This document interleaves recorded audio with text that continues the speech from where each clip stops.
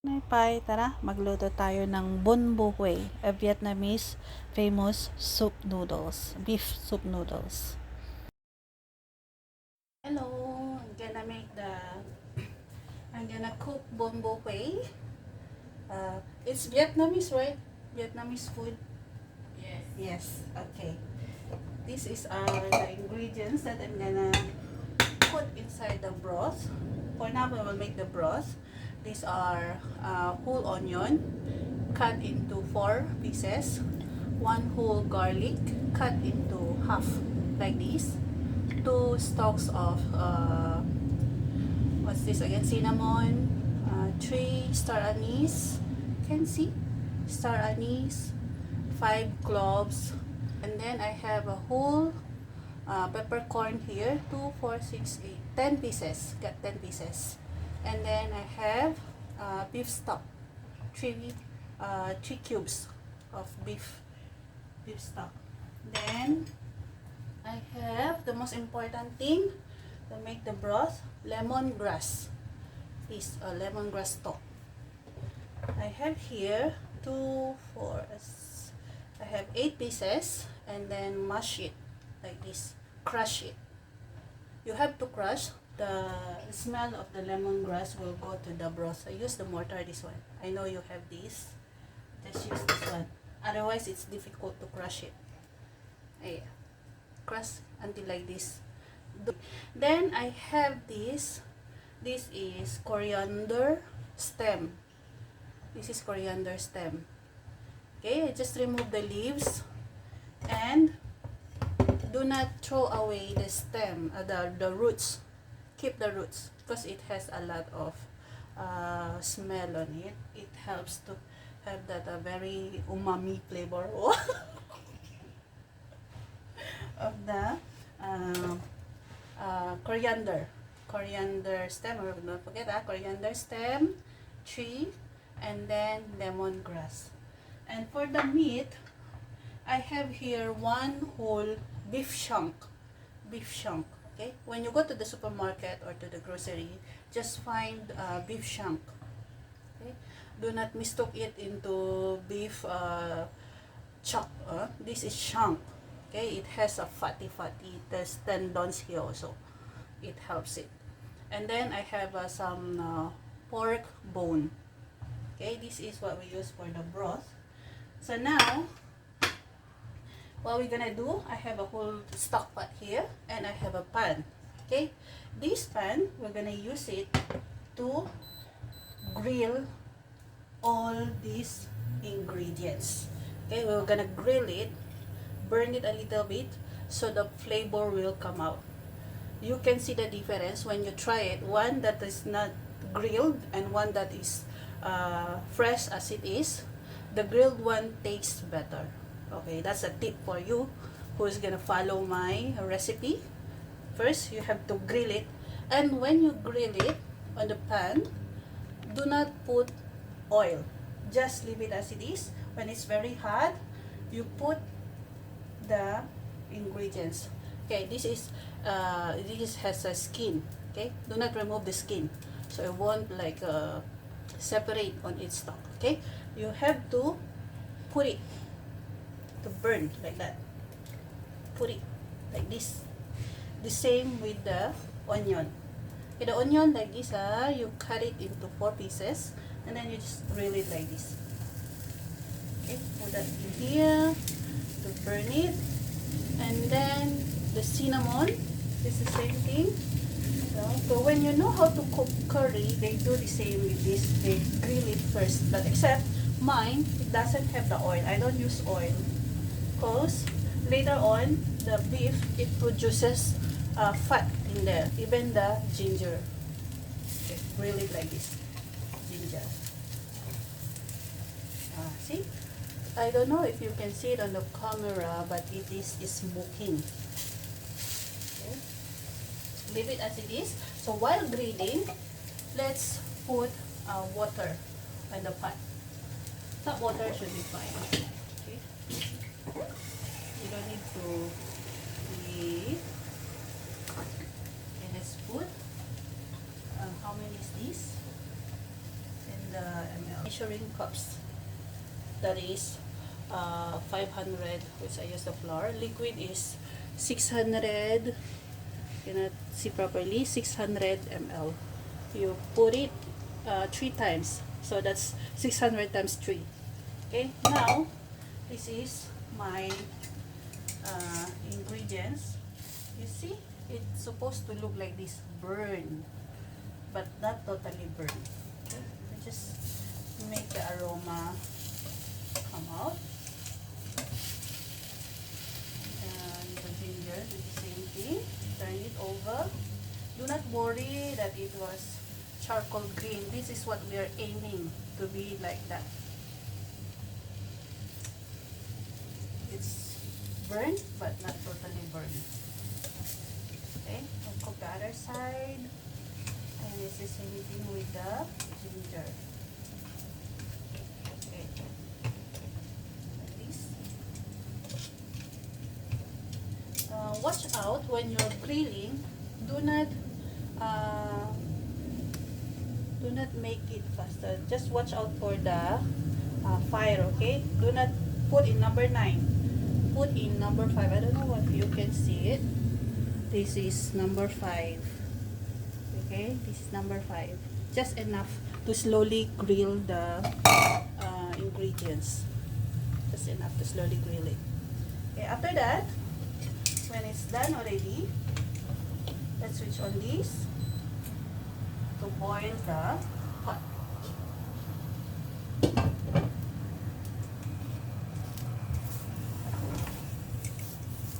Look at that.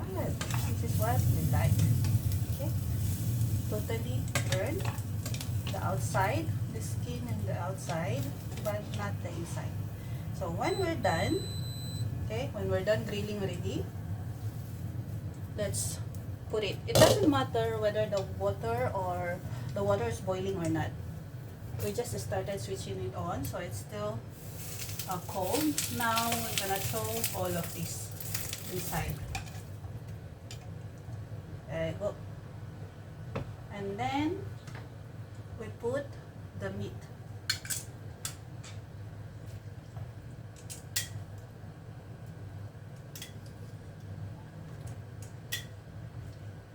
Okay. After that, we also put the lemongrass. Okay. Remember to parboil your meat before you cook, so that you don't need to see the gunk and the blood, fresh blood. We don't need to throw away. The reason why I parboil the meat, because when you cook the meat, right, the old blood will come out when you boil it, the parboil. Then after that, when it's boiling already, after 10 minutes, you throw away the water, rinse off the meat, and this is the meat right now. I already wash it. So this whole broth, we will gonna use that for the soup later on. Okay, so that's it. This is how it looks like. So I think the water is just enough. Let's add a little bit more. So that would be 4 cups of this, 4 cups of water. Okay.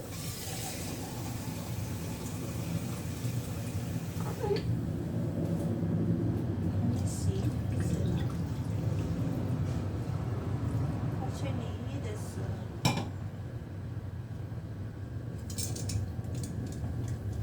yeah, this is 4 cups. Okay. This, and then we put the cubes. Why with broth also, but I find it, this one is better. I know it's MSG, but 1 beef shank is not enough to produce the beef flavor. Also, if you are able to find beef tripe in the grocery store, same thing, you parboil it and then you put it, you throw it inside. It's a very good addition to the Bun Bo Hue beef tripe. It's chewy and it's yummy. Okay, so this is how it looks like. You see? You're gonna see it. I don't know if you can see it. it covers the whole meat. Okay, so now we will leave it cover and boil it for at least 1 hour and 30 minutes, or until the meat become tender. Okay, is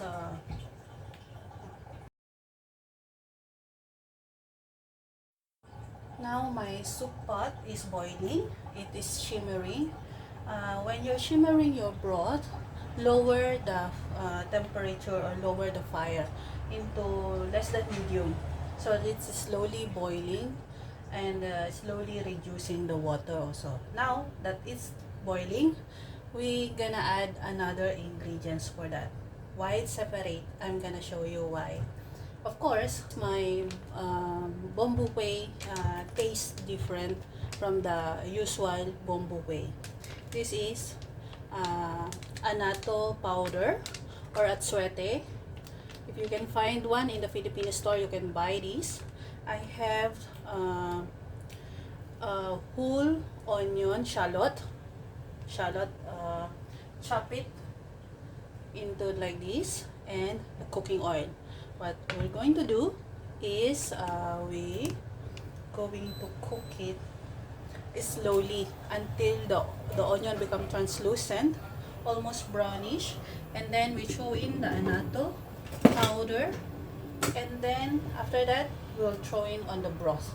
You will see later what I gonna do. So this is let's put maybe at least 1 tablespoon of cooking oil. Okay, if you don't have cooking oil, olive oil is fine, but it's you don't need to wait for the cooking oil to become hot. Just throw in, see, throw in the onion and slowly fry it, because when you wait for the cooking oil to be smoking hot, it burn the onion very fast. So slowly we simmer it, lower the fire, slowly fry it until it become it's not crispy, it's more than translucent color. You don't need to wait for it to be crispy. This is how it looks like for the annatto powder. It adds its smell, it adds flavor on the Bun Bo Hue when you add this. But if this is an optional, if you don't have this, it's fine. Just fry shallots. Okay, now look at this. This is how it looks like. It's not brown, translucent. It's not crispy, it's just nice. Okay, this is how it looks like. Add the annatto powder. Okay, now the annatto powder is very easy to burn. Okay, you fry it until the fragrance come out. Okay, fry it like this. It looks like this. Fry it. Then open the pot. Take a ladle and add in here. All the onions will transfer like this, and then throw it inside.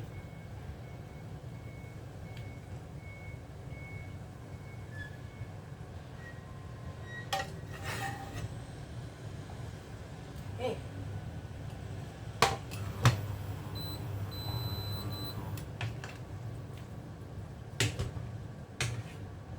Wow, smells so good.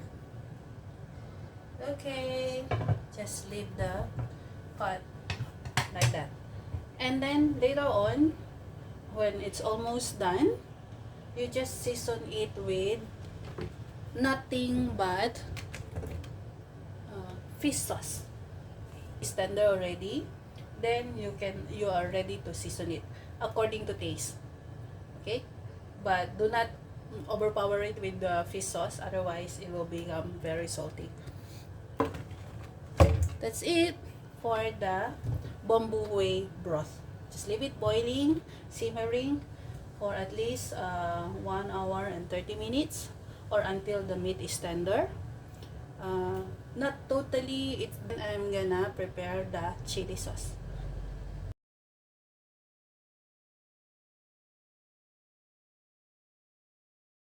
Bun Bo Hue. Okay, what's the chili sauce? It's the when you serve it, they put the chili paste or chili sauce on top to add flavor. Okay, what are we having? Are the ingredients? I have here a shallot, half of the shallot. Don't put all. Mine is quite big, so if you find the smallest one small shallot should be enough. Cut it or chop it into fine pieces. A lemongrass, one whole lemongrass. Chop it into fine pieces like this. Make sure that don't have the big chunk, okay? It's supposed to be very finely, as fine as possible. Okay, this is lemongrass. And I have here one piece of dried chili. Okay, what I did is this dried chili, I grill it on the pan, same like before what I did on the other ingredients for the broth. Grill it and then crush it until like this became flakes. Okay, this is what we have for the dried ones. And for the wet ones, I have here 1 tablespoon of fish sauce, 3 tablespoons of cooking oil. I have 2 tablespoons, heap spoon if you can, gochujang. Gochujang is the Korean chili paste, and sugar to taste. That's it. I don't have in my pan is hot. Let's put on the oil. Okay. And then we throw in the lemongrass first. Lemongrass. Okay. The lemongrass, that's what we're aiming. That's what makes the chili paste so good, because you cook it slowly. Okay, do not rush cooking it, otherwise the raw flavor is there when you eat the chili paste. And also, when you're done cooking the chili sauce, you can store it inside the fridge for at least 1 month. Okay, at least 1 month, can keep it and use it whenever you needed it, the chili sauce. That's what I do, because it's quite troublesome to make, so I just cook it with extra.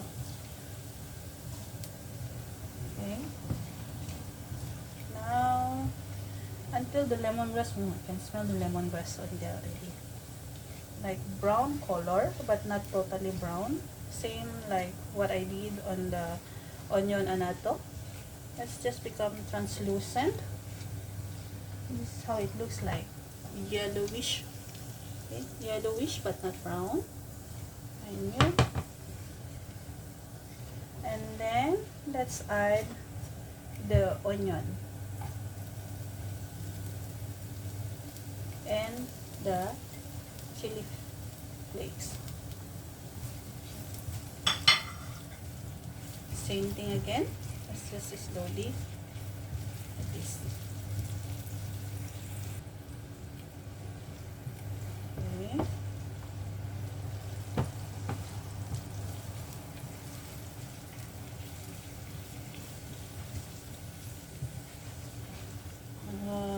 I wish you were here. You can smell it. It smells so good. The lemongrass, the onion, the chili flakes.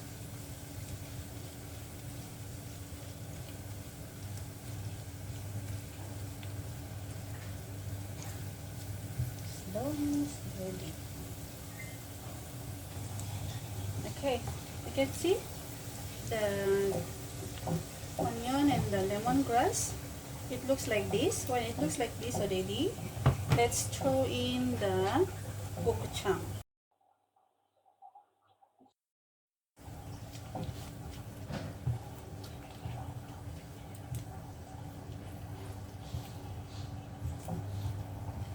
Okay, fold the gochujang together with the onion.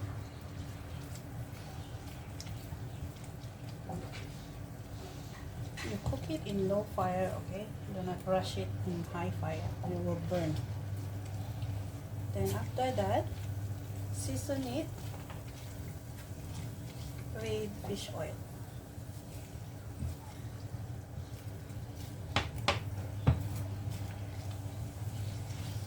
And a bit of sugar. Half a teaspoon of sugar.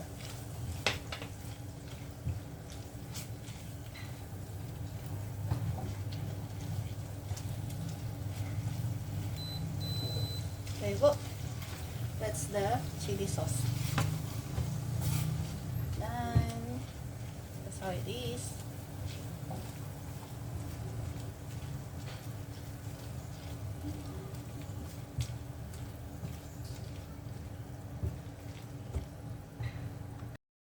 Okay, what are the toppings for the Bun Bo Hue and what noodles should you use? Okay, in Bun Bo Hue we use rice noodles, or in Singapore I realized, or I found out that laksa noodle, okay, laksa noodles can be used for the Bun Bo Hue as well. Looks like this. Okay, brown rice noodles. And then for the herbs, I have here sliced spring onion, chopped spring onion, we have coriander, we have mint leaf, and we have basil, sweet basil, fresh bean sprout, and then the slice of beef shank, the one that I put in the broth, beef shank, bone broth, beef ball, and a dash or squish of lime. And we assemble that in the bowl, okay, together with the noodles. And then we put the broth, which is in here. I just finished shimmering it. And then we top it with my special chili sauce.